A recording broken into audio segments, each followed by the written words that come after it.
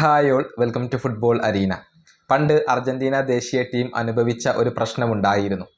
അതായത് അർജന്റീന ടീമിൽ കളിക്കുന്ന ഭൂരിഭാഗം താരങ്ങളും തങ്ങളുടെ ക്ലബ്ബുകളിൽ മികച്ച പ്രകടനം നടത്തിയിരുന്നു.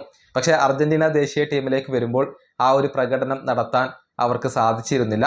ടീം കോമ്പിനേഷൻ്റെ ഒരു പ്രശ്നമായിരുന്നു. എന്നാൽ സ്കലോണി വന്നതോടുകൂടി അതിന് പരിഹാരം കാണാൻ കഴിഞ്ഞു എന്നുള്ളതാണ്. നിലവിലെ ബ്രസീലിയൻ ദേശീയ ടീം അത്തരത്തിലുള്ള ഒരു പ്രതിസന്ധി ഇപ്പോൾ അനുഭവിക്കുന്നുണ്ട്. അതായത് ബ്രസീലിലെ പല താരങ്ങളും ക്ലബ്ബുകളിൽ ഇപ്പോൾ മികച്ച പ്രകടനം നടത്തുന്നുണ്ട്.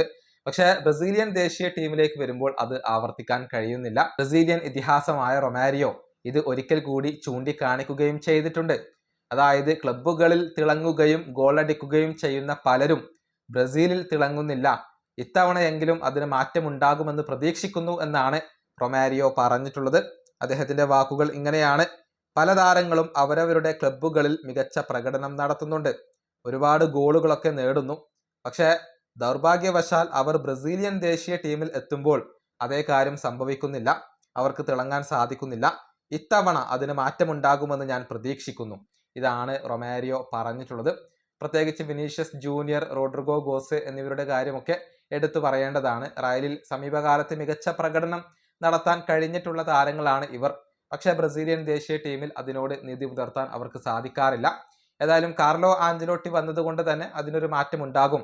പ്രത്യേകിച്ച് വേൾഡ് കപ്പിന് മുന്നേയെങ്കിലും ടീം സെറ്റായി വരും എന്നാണ് ആരാധകർ ഇപ്പോൾ പ്രതീക്ഷിക്കുന്നത്. ഈ വീഡിയോ അവസാനിപ്പിക്കുന്നു. അടുത്തൊരു വീഡിയോയിൽ കാണാം.